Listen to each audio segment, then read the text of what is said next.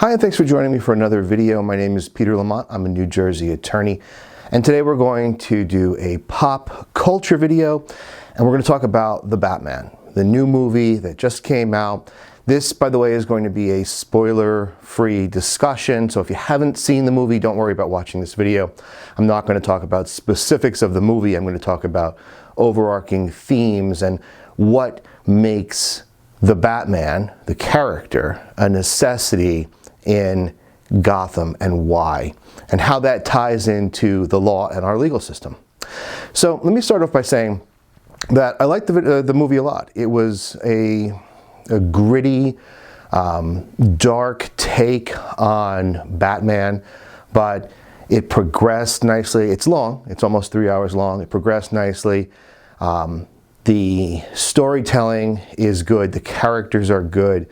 I was afraid that I wasn't going to like the guy that plays Batman, but everything seemed to work. It kind of reminded me of The Crow, in a sense, with the darker cinematic tones and just the way that the film was shot and the character development. But overall, it's well worth seeing. If you're a fan of Batman in particular, or superhero movies, or you don't even have to be a superhero fan. It's more of a crime and detective sort of story than it is just a beat 'em up superhero movie. So let's just get that out of the way. The movie is worth your time. Now, what makes the Batman necessary in Gotham City? Why do they need the Batman? What is the purpose? Well, it's one underlying issue, and this is a very polarizing issue, and that's why I think it's worth having this discussion. It comes down to the fact that Gotham City is riddled with corruption. Now, corruption the likes of which we in our society have not seen. And that's, you know, a very hot point, because if you look anywhere online, you're going to see two completely polar opposite ends of the spectrum when it comes to our society and whether or not our elected officials are corrupt, our CEOs of companies are corrupt, politicians are corrupt. And so you're going to get, you know, this polarizing, very aggressive debate. We're not going to get into that debate because I'm not going to take a position one way or the other as to whether or not I believe that our society is corrupt. But obviously, without getting into argumentative topics, corruption is everywhere. And it's at the municipal level, it's at the state level, it's at the federal level, it's at the world level. So the idea of corruption being there, yeah, 100%. Now, what happens in Gotham that requires the Batman to exist? Well, that level of corruption has risen beyond anything that we've seen. And if you look at the similarities between the comic books and the other Batman movies that have been produced, the theme is the same, and that is that corruption has spread to law enforcement, and law enforcement's been bought and paid for. Elected officials, lawyers, judges, district attorneys. So they're basically saying that in Gotham, nobody, with the exception of maybe Commissioner Gordon and obviously Batman, have any level of morality or ethics. Everybody else is corrupt. I mean, that's the picture, and of course I'm generalizing and exaggerating a bit because not everybody in Gotham City is corrupt, but it's corrupt to a point where our checks and balances system that we have in the United States with the three branches of government, whether it's on a local level, state level, or federal level, in Gotham that doesn't exist, because the federal judges are on the take, the district attorneys are on the take, the local lawyers are on the take. And so it's this bleak picture of overwhelming corruption. And the legal system doesn't work because there's not enough people in the legal system to challenge the corruption. And those who do challenge the corruption are often killed. Now, whether it's by, you know, a gang or a mafia group or whoever the head of the corruption is.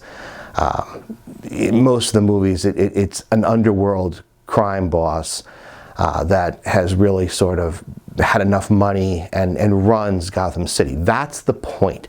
So would our society need a Batman? And I'm going to argue no, because despite levels of corruption in our society, there are enough in the way of checks and balances to not create, at least not yet, fingers crossed, a situation like Gotham City.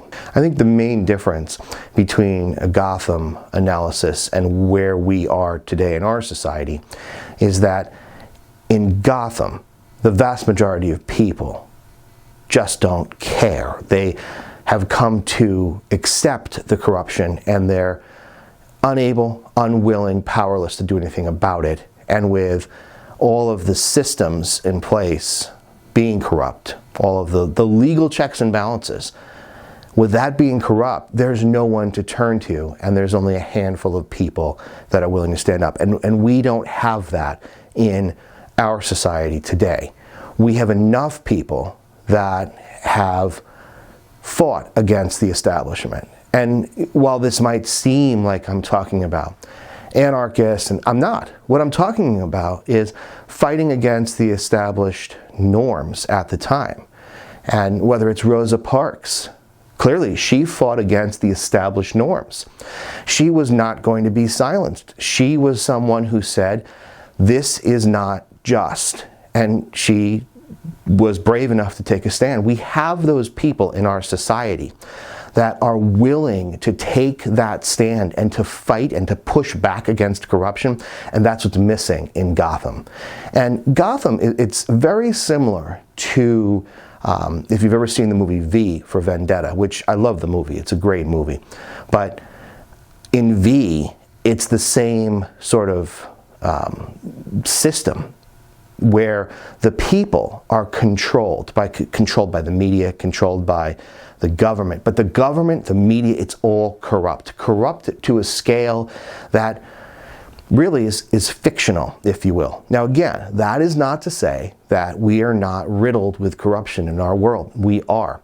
But V or Batman, would those characters help in our society? I'm going to argue no. Now, why does Batman help Gotham? And I don't mean physically or what motivates him, what drives him, but how does Batman help Gotham? How did V help in V for Vendetta? Well, it's one symbol, and that symbol is hope. And that is what's lacking in Gotham. They didn't have hope, and the Batman was a symbol for hope. It wasn't the man.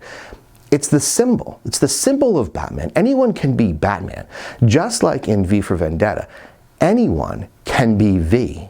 And if you've seen that film, you know what I'm talking about. One of the end scenes of the movie, I won't spoil that for you either, despite it being an older movie. But if you have seen the film, you know what I'm talking about. Anybody can be V. Anybody can be Batman. It is about creating hope. It's not so much what one person does.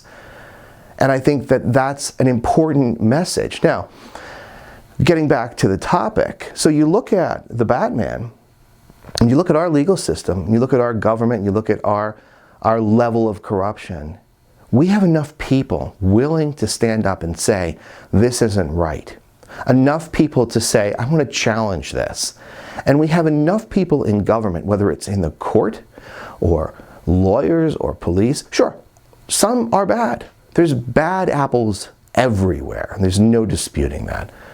But we have enough in our society that can provide us with that hope that the Batman is a symbol of. And so I think that it's a great movie, and I love the story. But there's a difference between what we experience in our daily lives and what Gotham experiences. And I think that's an important point to focus on. So if you watch the film, watch it, enjoy it, but keep in the back of your mind this discussion that we just had, because see if you can, and identify the differences between our society and our legal system and our governmental checks and balances and compare that with Gotham and see if you can pick out the differences that I'm identifying.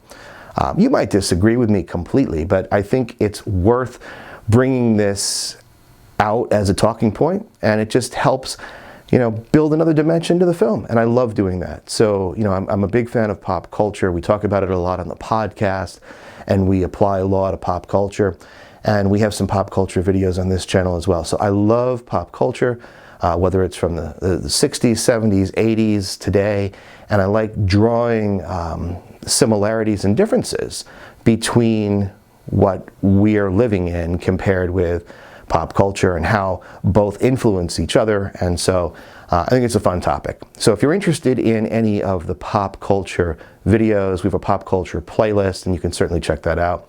And let me know in the comments if you like this type of video. It's a little bit different from our normal law basics or some of the podcasts, but I think it's an interesting topic. It's something that's fun to look at, and you can apply pop culture with the law. So let me know in the comments what you think about it.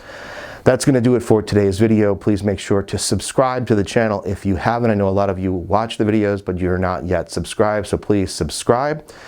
Click the notification bell so that you can be notified when new videos come out. That's going to do it. I'll see you next time. Thanks for joining me.